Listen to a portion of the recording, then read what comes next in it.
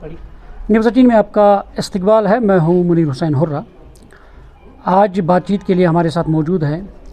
शिया personal law board के जो general secretary है जम्मू कश्मीर के और सीनियर सियासी रहनुमा हैं आगा सैयद अब्बास रज़वी हैं, और जो किसी तारुफ के मोहताज नहीं हैं, जिनकी एक पहचान है,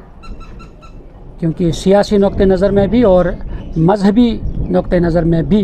आगा सैयद अब्बास रज़वी का अपना एक नाम है। सीधे तौर बातचीत करेंगे। आगा साहब, जिस तरीके से आपको ओहदा मिला है, जनरल सेक्रेटरी बनाए गए हैं एशिया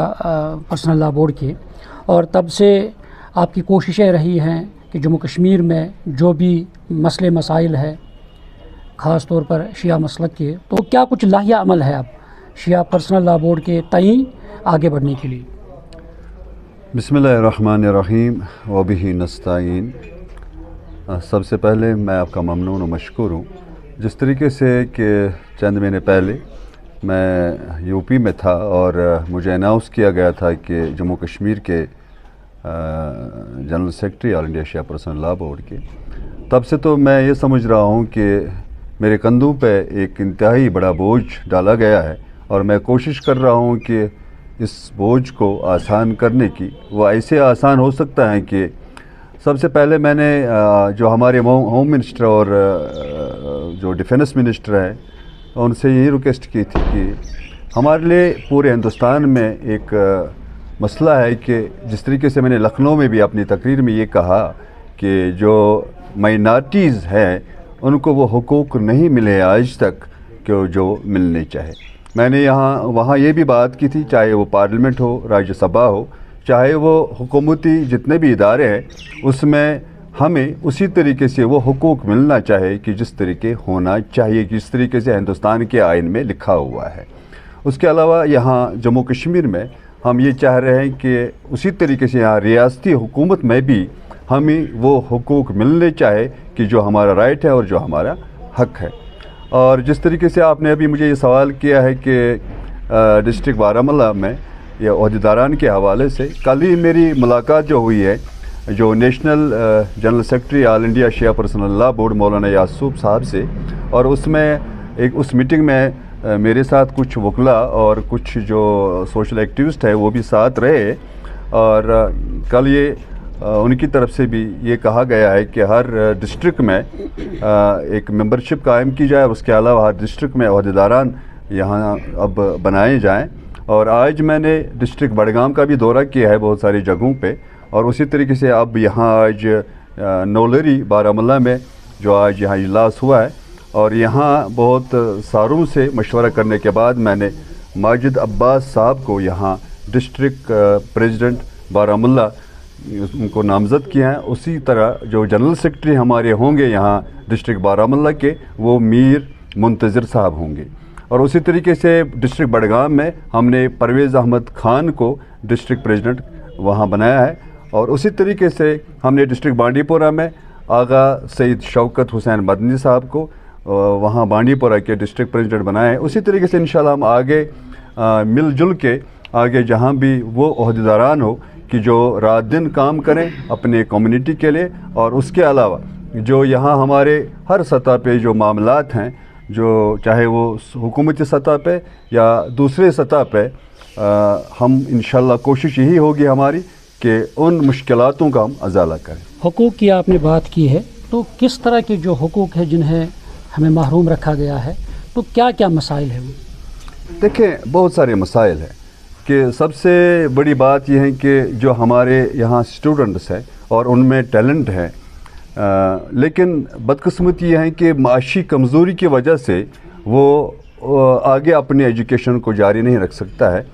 तो अब ज़ाहिर बात ये भी हमारे लिए एक मुश्किल है। उसी तरीके से अब हुकूमती सतह पे जो कुछ आज तक हमारे साथ ज़्यादतियाँ हुई हैं, तो हम ये चाह रहे हैं कि उनका भी अजाला हो। उसके लिए भी हम एक आवाज़ उठाएंगे, जो हमारे जो कंसर्न जो डिपार्टमेंट होंगे उनके साथ भी हमारी गुफ्त शनीद अब होगी। और उसी तरीके बहुत सारे ऐसे मसाइल हैं कि जिनको हम निशानदेही करेंगे, और जो हमारे ज़िम्मेदारान होंगे हर डिस्ट्रिक्ट के, और उनके साथ जो जनरल सेक्रेटरी और दूसरे ज़िम्मेदारान होंगे, उसकी निशानदेही की जाएगी, तब उसका अजाला होगा। ऑल इंडिया शिया بورڈ کے تحت کوئی ایسا پروجیکٹ یہاں پہ کشمیر میں تعمیر ہو جائے تاکہ اگر ایجوکیشن سیکٹر کی بات کرتے ہیں تاکہ ہمارے بچے جو ہیں تاکہ ان کے لیے وہ راہ راست جو ہے وہ بڑھ جائے اور پلیٹ فارم فراہم ہو جائے؟ بالکل، اس حوالے سے بھی کل ہی ہمارے جو نیشنل جنرل سیکرٹری ان سے یہ بات ہوئی ہے، تعلیمی اعتبار سے یہ بات ہوئی. جس طریقے سے وہاں یو پی میں جو وہاں کا کیپٹل ہے لکھنؤ میں ایک پی جی کالج ہے، اس میں ہم کوشش کریں گے جس طریقے سے ہمارے کارگل اور لداخ کے کافی سارے بچے کہ جن کو مطلب وہاں مفت تعلیم دی جا رہی ہیں کالجوں میں، اعلیٰ تعلیم، اسی طریقے سے انشاءاللہ اب یہاں بھی ہم وہ سلسلہ شروع کریں گے تاکہ جو بیچارے جو مطلب اس کے مستحق ہوں گے اور ان میں ٹیلنٹ ہو، انشاءاللہ ہم کوشش کریں گے ان کو بھی وہ موقع فراہم ہوگا. آغا صاحب، آپ سیاسی اعتبار سے بھی آپ نے ایک چھاپ ڈالی ہے، تو جس طرح سیاسی منظرنامہ جو اس وقت ہے موجودہ منظرنامہ، کیسے اس کو دیکھتے ہیں؟ کیا لگ رہا ہے کہ جو حکمرانی ہے وہ صحیح ڈھنگ سے یا صحیح سالم چل رہی ہے؟ دیکھیں، میں آپ کو یہ بتانا چاہ رہا ہوں، جس طریقے سے ایک تاریخ پچھلے 70 سال سے ہمارے کشمیر کے حوالے سے رہی، ایک سیاسی مد نظر رکھ کے آج وہی تصویر ہمارے سامنے پیش ہو رہی ہے کہ جو پچھلے 70 سال پہلے تصویر ایک تھی. ہندوستان میں جو ایک واحد ایک سٹیٹ جو جموں کشمیر ہے کہ یہاں ہر وقت یہاں کے لوگوں کو استحصال کیا ہوا ہے. نیشنل کانفرنس نے ہمیشہ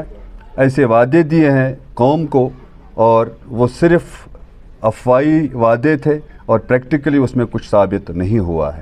اگرچہ نیشنل کانفرنس نے اپنے گھر، اپنے دوستوں کو، اپنے عزیزوں کو آباد کیا، لیکن جنہوں نے ان کو ووٹ دیے، اعتماد دیا ہے، ہمیشہ ان کو ان کے حقوق کو پامال کیا گیا ہے. اور آج کے ڈیٹ میں بھی اسی طریقے سے نیشنل کانفرنس نے اسی پرمپرا کو آگے بڑھاتے ہوئے آج پھر استحصال کر رہی ہے. جس طریقے سے نیشنل کانفرنس نے وعدہ کیا تھا اس وقت جب الیکشن ہو رہے تھے، کہا تھا کہ میں آپ کو 1 لاکھ نوکریاں فراہم کروں گا، اور اس کے علاوہ یہاں 200 یونٹ فری کریں گے، اور جو سوئی گیس ہیں اس میں بھی ہم آپ کو کنسیشن دیں گے. لیکن آج تک وہ صرف کھوکھلے نعرے ثابت ہوئی ہے. ایل جی کے دور اقتدار میں یا ایل جی کے سائے تلے کام ہو رہے ہیں؟ دیکھیں، میں آپ کو ایک بات بتانا چاہ رہا ہوں، میں تو اللہ کرے کہ یہ اس وقت عوامی حکومت ہیں یہ جلدی ختم ہو، اور جب تک دنیا ہے، جب تک ہمارا دیش ہمیشہ ہوگا انشاءاللہ، تب تک میں آپ کو بتاؤں کہ کشمیر میں یہاں ایل جی حکومت میرے خیال میں ایک اہمیت رکھتی ہے. اور ایل جی حکومت ہی وہ حکومت ہے کہ جس نے اتنی کرپشن کو یہاں ختم کیا ہے.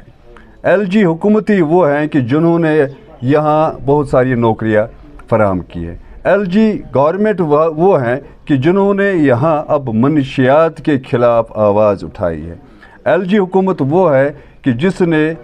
یہاں کے ان لوگوں کو روزگار فراہم کیا گیا ہے کہ جن کو ایس آر او کے تحت نوکریاں نہیں دی گئی ہیں، کہ لیکن ایل جی گورنمنٹ نے ان کو پھر دوبارہ وہ ری اوپن کر کے ان کیسوں کو ان کو نوکریاں فراہم کی ہے. اور نیشنل کانفرنس نے کیا کیا ہے؟ انہوں نے لوگوں کے حقوق کو پامال کیا ہے. نیشنل کانفرنس نے کیا کیا ہے؟ 1987 میں انہوں نے اس وقت ایسی دھاندلی کی ہے کہ اور جو اس کے بعد جو کچھ ہوا ہے اس کی ذمہ داریاں نیشنل کانفرنس پر عائد ہوتی ہیں. اگر یہاں سوال یہ کھڑا ہوتا ہے، نیشنل کانفرنس الزام لگا رہی ہے ایل جی پہ، وہاں فائل بھیجتے ہیں، اس کا سائن نہیں ہوتا ہے، اس کو اپروو نہیں کیا جاتا ہے. یہ اچھا، اگر یہ 2 سال ہو گئے کہ اب اپروول نہیں ہو رہا ہے، کہ پچھلے 70 سال میں کیا ہو؟ اس وقت بھی یہاں ایل جی رولز رہے ہیں، پچھلے 70 سال میں یہاں کیوں نہیں ہوا ہے؟ ابھی میں آیا ہوں خان صاحب کانسٹیچوئنسی سے، وہاں ابھی بھی جو بجلی کے کھمبے ہیں ان کے بدلے انہوں نے وہ بید کے درختوں کے وہ ڈنڈے یہاں لگائے ہیں. حتیٰ کہ ابھی وہ میں نے وہاں کچھ وہ ویڈیوز اٹھائے ہیں، شاید وہ شام کو میں اپنے سوشل میڈیا پہ چڑھاؤں. کیا وہ نہیں کر سکتے؟ پول بھی نہیں لگا سکتے ہیں کیا؟ مطلب شراب پہ وہ پابندی نہیں لگا سکتے تھے؟ اور اگرچہ وہ شراب پہ پابندی نہیں لگا سکتے ہیں، کم سے کم یہ بھی نہ کہیں کہ جس کو پینا ہے وہ پئیں تو جس کو نہیں پینا ہے تو وہ نہ پئیں. مجھے یہ بتا خدا را، یا فاروق عبداللہ صاحب یہ کہہ رہے ہیں کہ بھئی ہمیں شراب यहाँ उस पर पाबंदी अगर हम लगाएं कि हमें इकनॉमिकली यहाँ ये प्रॉब्लम होगी, मैं तो उनको सलाम पेश करता हूँ कि जो हिंदुस्तान में जो दूसरे स्टेट्स हैं कि जहाँ की वहाँ के जो हुक्मरान हैं उन्होंने तो बैन लगाई है शराब के ऊपर। अब अगर एलजी ने इस वक्त नशा मुक्त के खिलाफ जो अब 100 दिन का एक वो जो उन्होंने शुरू किया है मुहिम चलाई है और जगह जगह पे इस वक्त रैलियाँ हो रही है, मुझे ये बताएं कि एनसी उसके खिलाफ अब इस नशा मुक्त के खिलाफ क्यों नहीं बोल रही है, वो उन रैलियों में शिरकत क्यों नहीं कर रहे हैं। अब ये मैं बताऊं, उसमें ये सवाल खड़ा होता है जहाँ डोजर लगा है, जिनकी प्रॉपर्टी सीज की जाती है या बिलडोजर से उसको मुनहदिम किया जाता है, उस पर सवाल होता है कि उनको मुनहदिम नहीं करना चाहिए, बल्कि उनको मेन स्ट्रीम में लाकर उनकी काउंसलिंग करनी चाहिए थी, न कि उनको मकान की। अगर वो मकानों के मुनहदिम की बात कर रहे हैं, मुझे ये बताएं कि पीएसए किसने यहाँ लाया है, पोटा किसने यहाँ लाया है, पैलेट गन्स किसने चलाए हैं, लोगों को यहाँ बीनाई किसने छीनी है, यहाँ के जो सैकड़ों कब्रिस्तान कश्मीर में आबाद हैं मुख्तलिफ जवानों से, तो वो आबाद किसने किए हैं, वो तो एनसी ने किए हैं ना, वो तो एलजी गवर्नमेंट ने तो नहीं किया ना, उस वक्त तो एनसी की गवर्नमेंट रही है। ये सारा कुछ जनाब ऐसा क्रेडिट जा रहा है एनसी को, और यहाँ जो करप्शन ख़त्म हो रही है तो ये क्रेडिट जा रहा है एलजी को। आप मुझे बताएं क्या वो सही है, अब ये सही है। आगे सब लास्ट में सवाल है, मुहर्रम अब आने वाला है, आम तौर पर ये शिकायतें रहती हैं कि मुहर्रम के लिए फ़ंड्स वागुजार नहीं किए जाते हैं। जब मुहर्रम नज़दीक आता है तो 2 दिन पहले 3 दिन पहले सिर्फ मीटिंगें की जाती हैं, सिर्फ हमें सड़कों में बाजरी थोड़ी भी डाली जाती है, मगर उसके लिए मखसूस जो बजट होता है, इसके लिए मखसूस प्लान जो होता है वो आज तक नहीं बन पाया है। देखिए मैं आपको बताऊं कि 2 साल पहले मैं आपको एक बात बताऊं कि कुछ जो मुहर्रम मीटिंग्स होती रही और मैं भी उसमें शामिल होता रहा हूं, लेकिन जहाँ तक कि एलजी के हाथ में सब कुछ था तो तब तक तो चलो पहले की निस्बत कुछ होता रहा है। अब 2 साल से तो हम फिर वही देख रहे थे कि जो पहले कुछ होता रहा। ज़ाहिरी बात हमें तो एक्सपेक्टेशन यही है कि जो कुछ पहले जो एक रस्म चली है मुहर्रम के हवाले से, अब वही उसी तरीके से कि यहाँ सिर्फ मीटिंगें होंगी और वीडियोज़ उठाएँगे और शाम को सोशल मीडिया पे अब यही होगा कि भाई आपने हम मुहर्रम मीटिंग बुलाया आप फलानी जगह पे। अब जाहिर आप एक ज़िम्मेदार हैसियत से या जनरल सेक्रेटरी शिया मुस्लिम पर्सनल लॉ बोर्ड की हैसियत से आपको आपकी ज़िम्मेदारी बनती है कि इसके लिए इक़दाम उठाने की ज़रूरत है कि शियों के लिए बाज़ाब्ता मुहर्रम में फ़ंड्स होने चाहिए, वो पहले ही वागुजार कीजिए। देखें मैं आपको एक बात बताना चाह रहा हूँ कि जो इस दफ़ा होगा,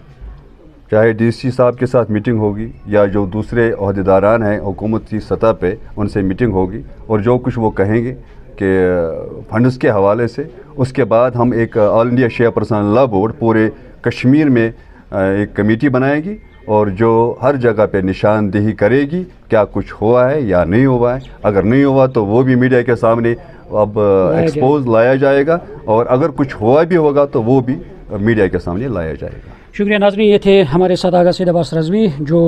शिया मुस्लिम पर्सनल लॉ बोर्ड के जनरल सेक्रेटरी है जम्मू कश्मीर के। मुख्तलिफ़ सवालात के जवाबात उन्होंने दिए हैं और जो मामलात है दरपेश है यहाँ पे, तो उन्होंने कहा कि कोशिश की जाएगी उनका हल ढूंढने के लिए। न्यूज़ 18 जम्मू कश्मीर के लिए मैं नवलरी पटन से मुनीर हुसैन हुर्रा।